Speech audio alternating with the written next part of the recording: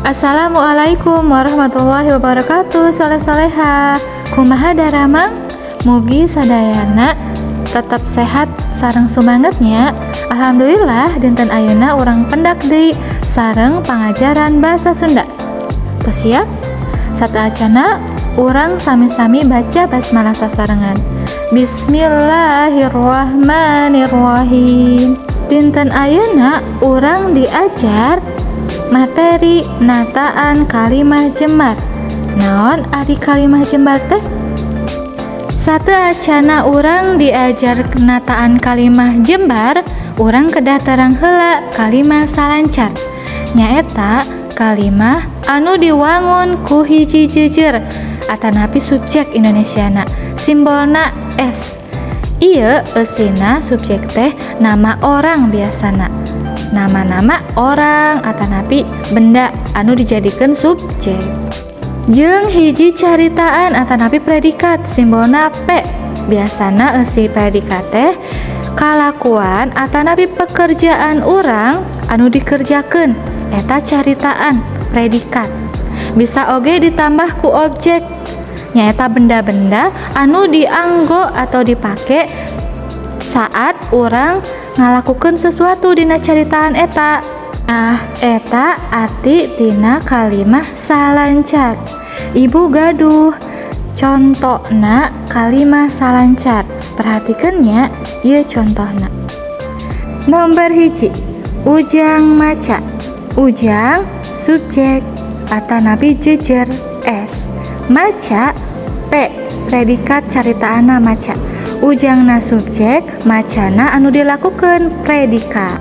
Amun ditambihan objek, nomor 3 tingali ujang maca buku.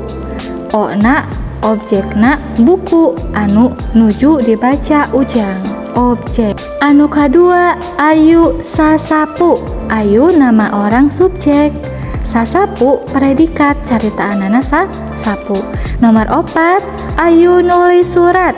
Esna ayu, predikatna nulis, suratna objek anu dilakukeun ayu. Nah, eta contoh kalimah salancar anu diwangun ku subjek, predikat, objek atanapi jejer caritaan objek.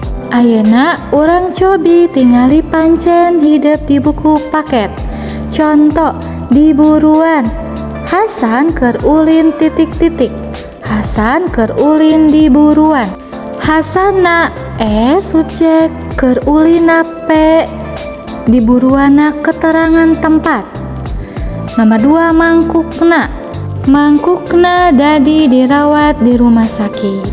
Nah, eta contona. Yuk urang titenan ayeuna latihana. Nomor hiji, isuk-isuk. Indonesiana pagi-pagi. Isuk-isuk galih geus indit ka sakola. Isuk-isukna diserat dina anu kosongna. Pagi-pagi galih sudah berangkat ke sekolah. Isuk-isuk keterangan waktu, galih subjek, geus indit predikat ka sakola keterangan tempat. 2, pageto. Pageto teh isukannya. Pageto ulangan bahasa Sunda. Besok ulangan bahasa Sunda. Nah, pageto berarti keterangan waktu ulangan bahasa Sunda. Nomor 3, murid SD Geger Kalong rek piknik ka Museum Mandala Wangsit. Murid SD Geger Kalong subjek, rek piknik predikat caritaanana. Museum Mandala Wangsit keterangan tempat. Nah, eta contoh anu tos ku ibu eusi. Nah, mangga ku hidup nomor 4 dugi ka 10 tinggal diisian ku nyalirannya, insyaallah tiasa. Kalimat dina contoh nu tadi eta disebut kalimah salancar jembar. Nyaeta kalimah anu ditambahan ku keterangan tempat atanapi keterangan waktu. Eta disebut kalimah salancar jembar. Salajengna urang diajar materi ngalengkepan kalimah jembar ku aksara gede. Sateacana orang pernahnya diajar aksara gede. Aksara gede ditulis di awal kalimah. huruf awal kalimah ditulis aksara gede. Contoh nomor hiji sareng 2 di kotak warna pink di dieu. D di dina aksara gede. Bandung nama tempat aksara gede awalna. Nomor 2 awalna barudak aksara gede. Di Karang Setra nama tempat karana gede esna gede. Nama tempat, awal kalimat, nama orang, awal hurufna ngangge aksara gede. Ayeuna cobi aya latihan dina buku halaman 43. Ku ibu entos dipasihan garis merah di handap anu kedah hurufna ngangge aksara gede.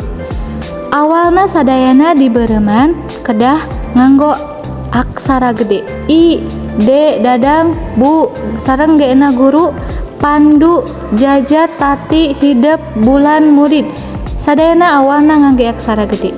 Kemudian salajengna Museum Sri Baduga M sareng Esna ngangge aksara gede. Anu sanesna sami, anu dihandapna ngangge garis beureum berarti kedah ngangge aksara gede. Nama tempatnya sareng awal kalimat sareng nama orang. Lajeng deui materi ngagunakeun rarangken hareup silih. Rarangken silih nyaeta marupa salah sahiji rarangken hareup. Contohna nomor hiji Yudi jeung Dede silih udag di lapangan. Rudi dan Dede saling mengejar di lapangan. 2. Tadi Ina sareng Aini silih pelong. Tadi Ina sareng Ani saling melihat. Silih udag saling mengejar, silih pelong saling melihat. Ieu aya 10 contoh rarangken silih. Yuk urang tingali sareng urang terjemahkeun ka basa Indonesia. Nomor hiji silih toel, saling menyentuh. Nomor 2 silih pelong, saling menatap. Nomor 3 silih genti, saling bergantian. Nomor 4 silih sangka, saling menyangka. Nomor 5 silih reret, saling melirik. 6 silih simbeh, saling menyiram. 7 silih toong, saling melihat. 8 silih cekel, saling melihat. 9 silih tanya, saling bertanya. 10 silih bere, saling memberi. Ayeuna urang ngadamel kalimah lumasar kana rarangken silih anu tadi. Nomor hiji silih toel. Rai jeung Pais silih toel pas papanggih di lapangan. Rai dan Pais saling menyentuh saat bertemu di lapangan. Nomor 2 silih pelong. Pana jeung Ijal silih pelong di sekolah. Pana dan Ijal saling melihat di sekolah. Silih genti. Aisyah jeung babaturana silih genti lebet ka kamar mandi. Aisyah dan teman-temannya saling bergantian masuk ke kamar mandi. Nomor 4 silih sangka. Barudak silih sangka anu nyumputkeun sendal. Anak-anak saling menyangka siapa yang menyembunyikan sendal. Kemudian silih reret. Ujang jeung Adi silih reret pas ditaros guru. Ujang dan Adi saling melihat saat ditanya guru. Genep silih simbeh. Salma jeung Ari silih simbeh pas ngojay di kolam. Salma dan Ari saling menyiram saat berenang di kolam. Eta contoh di nomor hiji dugi ka genep. Nomor 7 dugi ka 10 mangga nyalira ngadamel kalimah. Alhamdulillah mung sakitu materi dinten ayeuna. Yuk urang tutup dengan ucapan alhamdulillah. Alhamdulillahirabbil alamin. Hatur nuhun sadayana. Assalamualaikum warahmatullahi wabarakatuh.